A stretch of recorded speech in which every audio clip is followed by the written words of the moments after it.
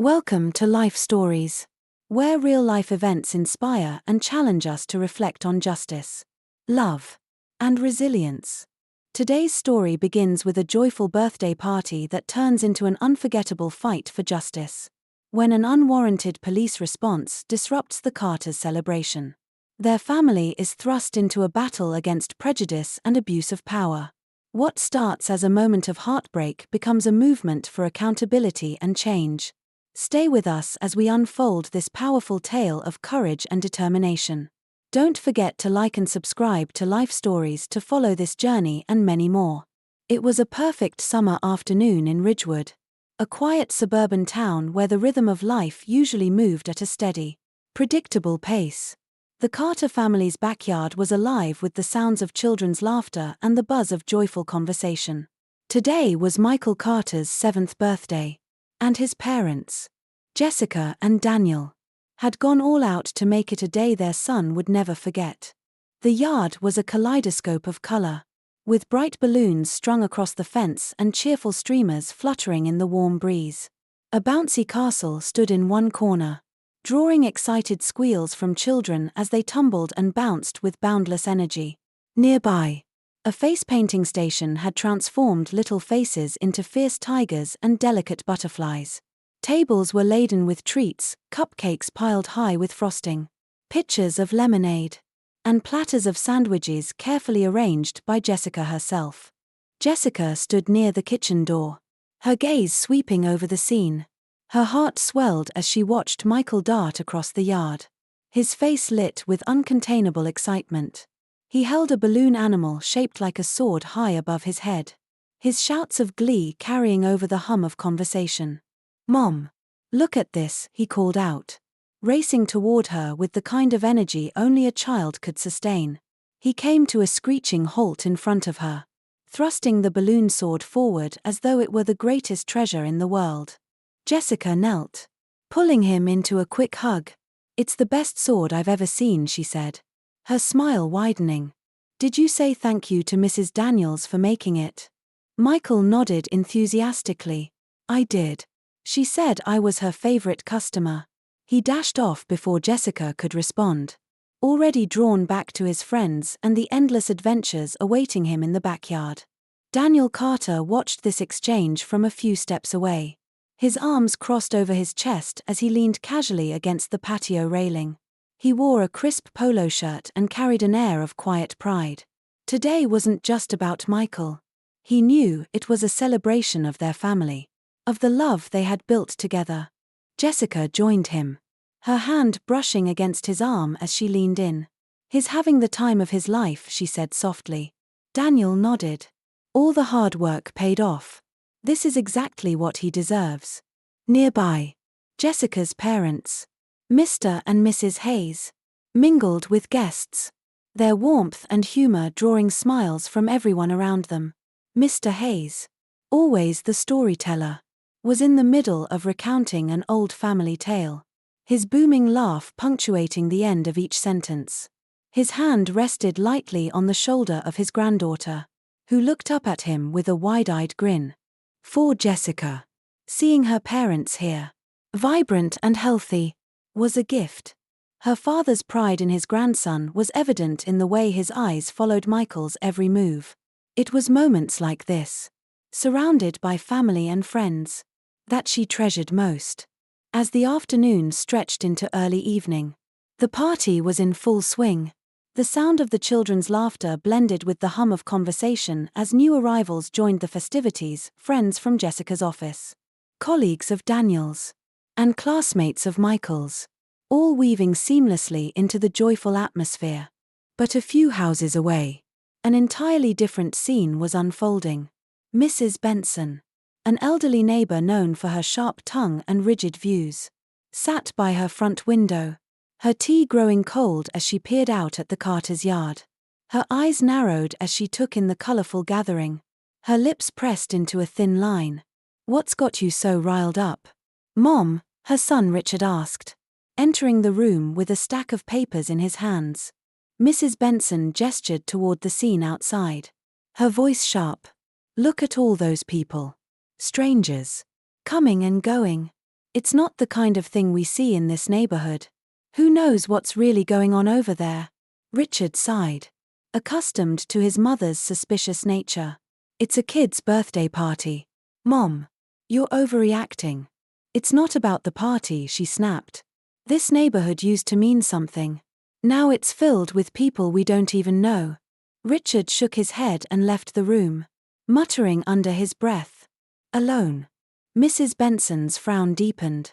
Her fingers hovered over the phone for a moment before she finally dialed.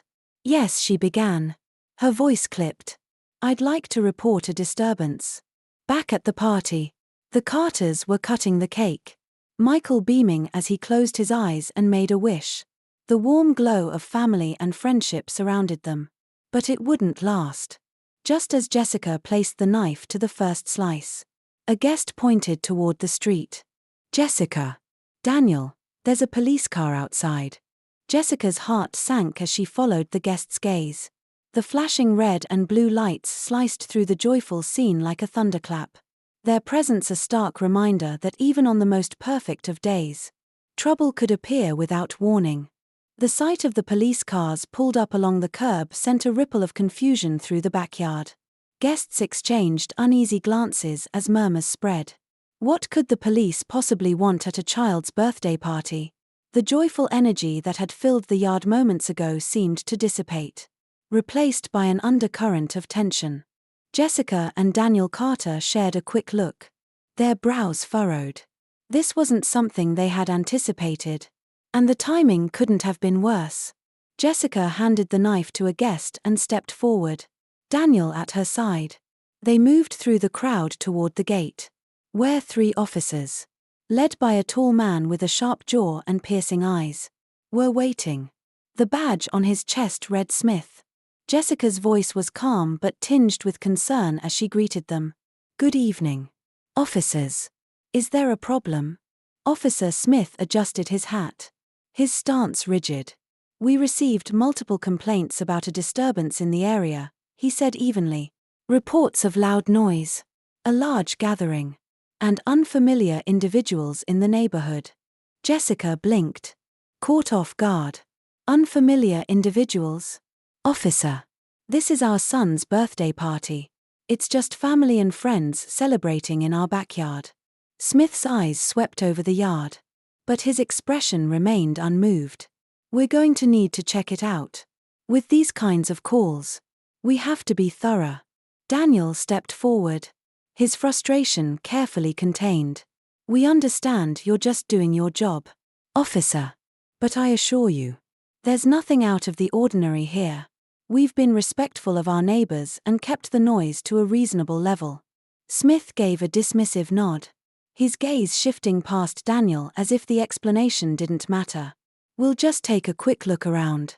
Without waiting for a response, the officers moved past the couple and into the yard, their presence cutting through the celebration like a cold wind. Guests watched in silence, some clutching their children's hands as the officers made their way through the gathering, their eyes scanning everything with a suspicion that felt misplaced and invasive. Jessica followed closely, her unease growing as she saw how the officers interacted with her guests. At the food table, her father, Mr. Hayes, was in the middle of a light-hearted conversation with friends when one of the officers interrupted him brusquely.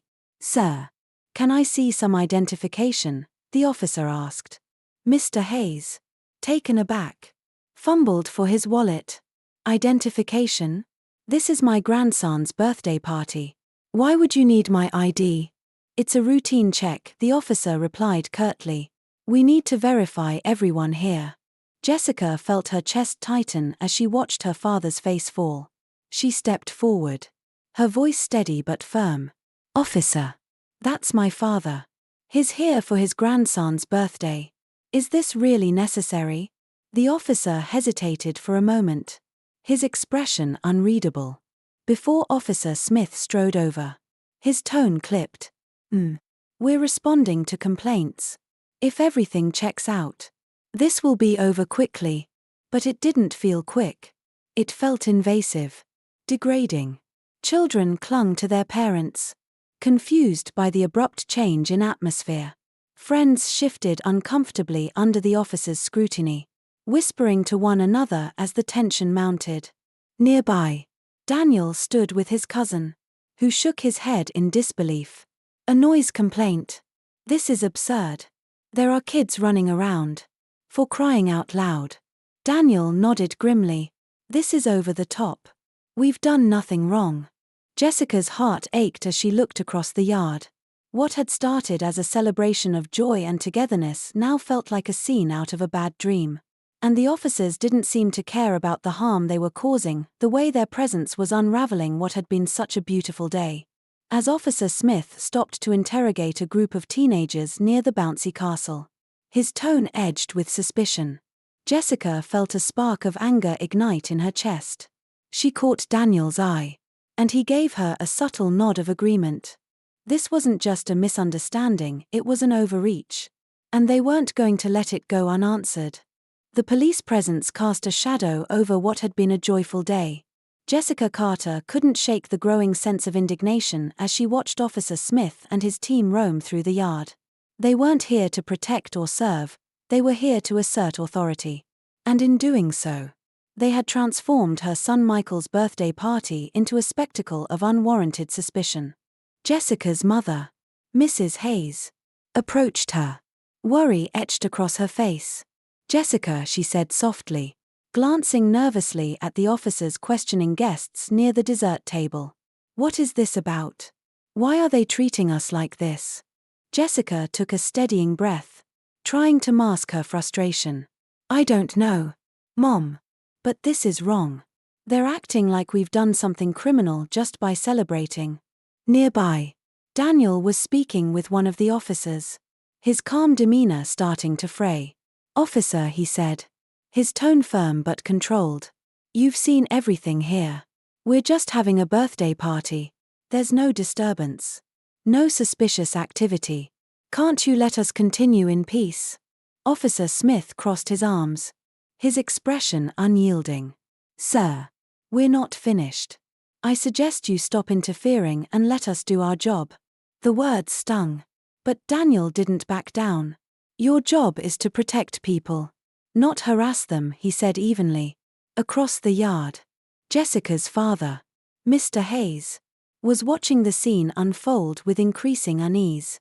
A man who had spent his life standing up for fairness. He couldn't stay silent any longer. When he saw an officer patting down a teenage boy near the bouncy castle, the boy's face pale with confusion and fear, Mr. Hayes stepped forward. That's enough, he said, his voice strong despite the quiver of anger in it. He's just a kid. There's no reason for this. The officer straightened, his expression hardening as he turned toward Mr. Hayes. Sir, I need you to step back. Mr. Hayes shook his head, his hand trembling slightly but his resolve unshaken. Step back. You're the ones who need to step back. You've overstepped your bounds here. The officer's eyes narrowed, and he glanced toward Officer Smith, who had been observing the exchange. Smith strode over, his posture tense. Sir, I'm warning you, step back now. But Mr. Hayes stood firm, his voice rising. This is my family, my grandson's birthday. I won't let you treat us like criminals in our own home. What happened next unfolded in a blur. Smith stepped forward, his face a mask of frustration. Without warning, he shoved Mr. Hayes. The older man stumbled backward, his foot catching on the edge of the patio step. He fell hard, his head striking the corner of a concrete planter with a sickening thud. The yard fell into stunned silence. Jessica froze, the sound of her father's fall echoing in her mind. Her mother screamed, rushing to her husband's side as blood began to pool beneath his head. Jessica was at his side in an instant, her hands trembling as she touched his face. Dad, she cried, her voice breaking. Dad, please, wake up. Guests began pulling out their phones, dialing 911, their voices frantic as they described what had just happened. A nurse among the crowd knelt beside Mr. Hayes, checking his pulse. She looked up at Jessica, her expression grim. His pulse is weak. We need to get him to a hospital immediately. Jessica's world tilted. The laughter. The decorations. The birthday celebration, it all seemed to fade into the background, replaced by the horrific reality of what had just transpired. Officer Smith took a step back. His face pale but quickly hardening into a defensive mask. He was resisting, he muttered, glancing around as if searching for support.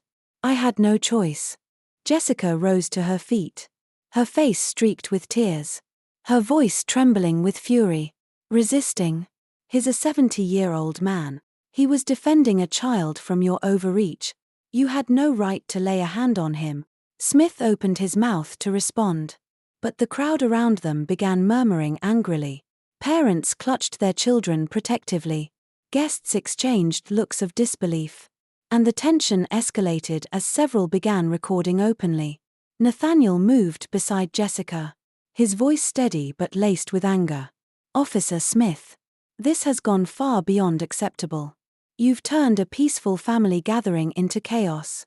You'll answer for this. The sound of approaching sirens broke through the mounting tension. Paramedics rushed into the yard, weaving through the stunned crowd.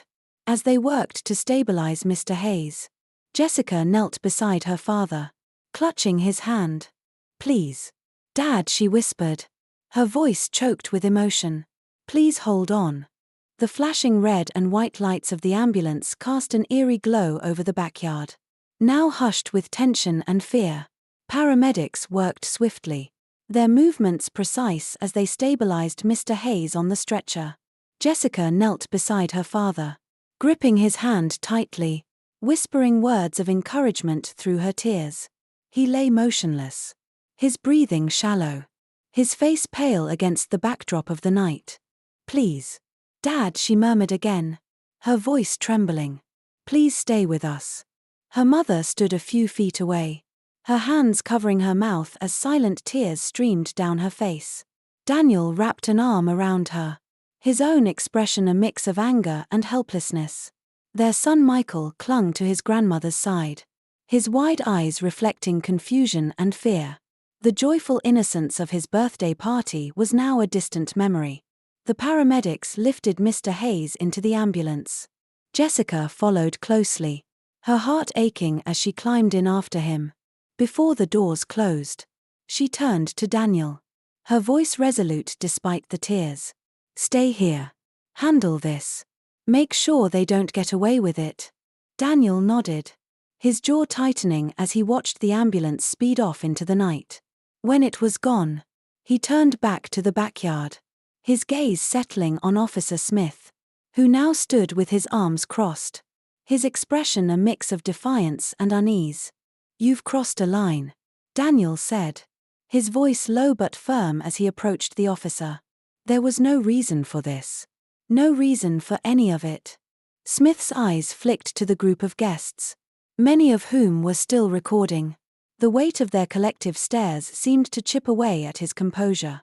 He was interfering with an investigation, Smith said, though his tone lacked conviction. I had to. Daniel cut him off, stepping closer.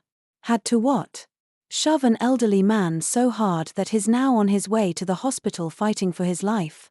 This wasn't interference. This was you letting your pride and your badge get the better of you. Around them, the crowd began to murmur more loudly, their anger bubbling to the surface. A woman stepped forward, her voice sharp. We all saw what you did. There's no excuse for this. Another man joined in. You didn't come here to protect anyone. You came here to intimidate. And now look at what you've done. Smith glanced at the other officers, his discomfort clear as the crowd's anger grew. One officer, younger and clearly uneasy, leaned toward Smith and whispered, Maybe we should leave. But Smith stood his ground, his face hardening. We were responding to a call. We followed protocol. Daniel's voice rose, cutting through the din of voices. Your protocol put an innocent man in the hospital and terrorized a family in their own home. This isn't over. Not by a long shot. At that moment, one of the guests raised her phone higher. her voice carrying above the crowd. This is all going online. Every second of it. The officers exchanged uneasy glances. The gravity of the situation settling in. Sergeant Logan, an older officer with a calm demeanor, stepped forward. His voice carried authority but also a quiet urgency. "That's enough," he said, addressing both his team and the crowd. "We've already done more harm than good here. Let's go." Smith hesitated but ultimately nodded, motioning for his team to retreat. As they began to leave, the crowd parted but didn't let up. Guests continued filming, their voices following the officers as they walked away. "You'll pay for this," someone shouted. "We're not letting this go." When the officers were finally gone, the tension in the yard remained. Daniel turned to the guests, his voice steady despite the storm of emotions within him. "Thank you for standing with us. If you have videos, statements, anything, please share them with us. We're going to hold them accountable." The crowd murmured in agreement, their anger now tempered with a shared sense of resolve. Slowly, the guests began to disperse, their faces a mix of sympathy and lingering outrage. As the last car pulled away, Daniel returned to the house to find Michael sitting on the couch, his arms wrapped around his grandmother. Jessica's mother looked up, her eyes filled with worry. "How's Jessica?" she asked. "She's with Dad," Daniel replied, placing a hand on her shoulder. "We'll get through this. But it's going to be a fight." Michael looked up at his father, his young face filled with uncertainty. "Is Grandpa going to be okay?" Daniel crouched down beside him, placing a reassuring hand on his son's knee. "Grandpa is strong, buddy. He's going to fight hard, just like we will." But as he spoke, the weight of what had happened pressed down on him. This wasn't just about Mr. Hayes, it was about standing up against the abuse of power that had turned their lives upside down. The hospital room was quiet except for the rhythmic beeping of the monitors. Jessica sat by her father's bedside, her fingers entwined with his. The sterile smell of antiseptics and the hum of machines were a stark contrast to the lively backyard scene she had left behind just hours ago. She had spent the entire night by her father's side, her thoughts a whirlwind of fear and anger. Mr. Hayes looked fragile against the crisp white sheets, his head wrapped in bandages. The sight of him like this, so still and vulnerable, stirred a storm of emotions in Jessica. She couldn't forget the sound of his head hitting the concrete planter, the panicked cries of her mother, and the sight of blood pooling on the patio. These were memories she wouldn't soon escape. Jessica's mother entered the room, carrying 2 cups of coffee. Her face was pale, her usual calm demeanor shaken. "Any change?" she asked, her voice soft as she handed Jessica a cup. Jessica shook her head, her throat tight. "Not yet. But he's strong. Mom, he'll come back to us." Her mother nodded, her hands trembling slightly as she took a seat on the other side of the bed. "This shouldn't have happened," she whispered, her voice breaking. "He was just trying to protect us." Jessica reached out, placing a hand over her mother's. "I know. And we're going to make sure they pay for this." The door to the room creaked open, and Daniel stepped in, his face etched with exhaustion but his gaze steady. "How is he?" he asked quietly. "No change," Jessica replied. "But the doctors are hopeful." Daniel nodded, then hesitated before speaking again. "The videos from the party are spreading online. People are outraged. There's already talk of protests and community action." Jessica straightened slightly, a flicker of determination crossing her face. "Good. People need to see what happened. This isn't just about us. It's about every family who's ever faced this kind of injustice." Outside the hospital, the outrage was indeed growing. The videos recorded by guests at the party had gone viral, sparking a wave of support for the Carters. Neighbors, friends, and even strangers flooded social media with messages of solidarity. Local activists began organizing rallies, calling for accountability not just for Officer Smith but for the systemic issues that allowed such abuses of power to occur. By the next morning, the hospital parking lot was filled with reporters and supporters. Signs reading "Justice for the Hayes family" and "Hold police accountable" were held high as chants echoed through the air.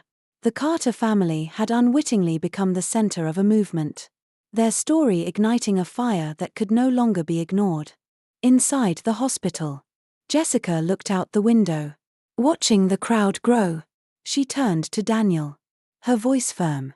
"We're not going to let them silence us. This fight isn't just for Dad, it's for everyone who's ever been treated like this." Daniel nodded, his expression resolute. "Then we'll fight together." The crowd outside the hospital grew steadily, their voices rising in unified chants for justice. Inside, Jessica Carter was busy gathering every piece of evidence and support she could find. The experience had awakened a side of her that was fierce and unrelenting, a lawyer who was now not only defending her family but taking on a fight for the greater good. Jessica sat at the small table in the hospital waiting room, her laptop open and her phone buzzing with messages. Beside her, Daniel sifted through printed statements and notes taken from the guests who had attended Michael's birthday party. They had spent hours reviewing the videos shared by friends and strangers alike, each clip providing damning evidence of Officer Smith's unnecessary aggression and overreach. "Here," Daniel said, sliding a statement across the table. "This is from one of your father's old colleagues. He was at the party and saw everything from the beginning. His account lines up perfectly with the video of Smith shoving Dad." Jessica nodded, her mind racing. "We're building a solid case. The videos are irrefutable. No one can argue that what Smith did was justified." Daniel glanced at the growing stack of evidence before them. "This isn't just about Smith, though," he said. "It's about Mrs. Benson, too. Her call triggered this entire disaster. Without her prejudiced assumptions, none of this would have happened." Jessica's jaw tightened at the mention of Mrs. Benson. The elderly neighbor had stayed conspicuously silent since the incident, but her recorded call to the police was now public. The transcript revealed her words, "There are strangers in the neighborhood, and I don't feel safe." It was a thinly veiled excuse to target a family gathering that didn't fit her narrow view of the world. "I've already drafted a formal complaint against her," Jessica said, her voice sharp. "She weaponized the police against us, and she needs to answer for that." Daniel reached out, placing a reassuring hand on hers. "We'll hold her accountable, just like we'll hold Smith and his team accountable." As they worked, a nurse appeared in the doorway. "Mrs. Carter," she said gently, "your father's vitals are improving. It's a good sign." Jessica exhaled, relief flooding her features. She stood and followed the nurse back to her father's room, where her mother sat holding his hand. Mr. Hayes was still unconscious, but his breathing was stronger, and his color had returned. Jessica leaned over and kissed his forehead. "We're fighting for you, Dad," she whispered, "and we won't stop until we get justice." When Jessica returned to the waiting room, her determination had only grown. "We need to start reaching out to the media," she told Daniel. "This isn't just a legal fight, it's a public one. People need to see the bigger picture." Daniel nodded, already typing on his phone. "I'll call a few contacts. We'll make sure the story keeps spreading." That evening, Jessica and Daniel held a meeting with their legal team. The attorneys, impressed by the thoroughness of their evidence, outlined the steps they would take, filing lawsuits against Officer Smith, the Ridgewood Police Department, and Mrs. Benson. "This case has the potential to set a precedent," one of the lawyers said. "It's not just about compensation. It's about sending a message." Jessica couldn't agree more. As the meeting concluded, she looked at Daniel, her resolve unwavering. "This is bigger than us," she said. "But it starts with us." The day of the court hearing arrived with a mixture of tension and anticipation. Jessica and Daniel Carter walked hand in hand up the courthouse steps, surrounded by a sea of supporters. Signs reading "Justice for the Hayes family" and "End police overreach" waved in the air, the chants of the crowd echoing off the stone facade of the building. The energy was palpable, a testament to how far their fight for accountability had resonated. Inside, the courtroom buzzed with quiet murmurs as people took their seats. Reporters filled the benches, their notebooks and cameras ready to capture every moment. At the front, Jessica and Daniel sat with their legal team, their expressions composed but resolute. Across the aisle sat Mrs. Benson and the officers, led by Officer Smith, their postures stiff and defensive. The proceedings began with opening statements. The Carter family's lead attorney, a sharp and passionate advocate, painted a vivid picture of the events that had unfolded that day. She described how a peaceful family celebration had been transformed into a nightmare through a series of unjustified actions, all rooted in prejudice and abuse of power. The Hayes family was targeted, harassed, and ultimately harmed because of baseless assumptions, the attorney declared. This was not just an overreach of authority.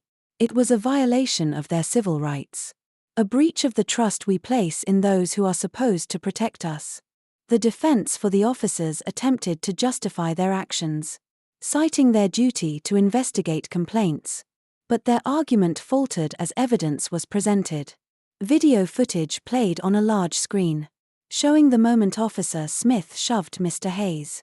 The courtroom fell silent as the sound of Mr. Hayes' head striking the concrete echoed through the room. Gasps rippled among the spectators, followed by murmurs of disbelief. Jessica watched Smith's face as the video played. His confident demeanor wavered, his jaw tightening as he avoided eye contact with the screen. Next, Mrs. Benson's 911 call was played, her words betraying her underlying bias. Her voice, laced with indignation, described the Carters' guests as suspicious strangers and claimed the gathering was disruptive despite no evidence of wrongdoing. One by one, witnesses took the stand. Guests from the party recounted the day's events, their voices steady but tinged with emotion. A mother spoke of how her children had cried in fear as officers questioned them. A teenager described the humiliation of being patted down without cause. Each testimony built a damning narrative of the officers' misconduct.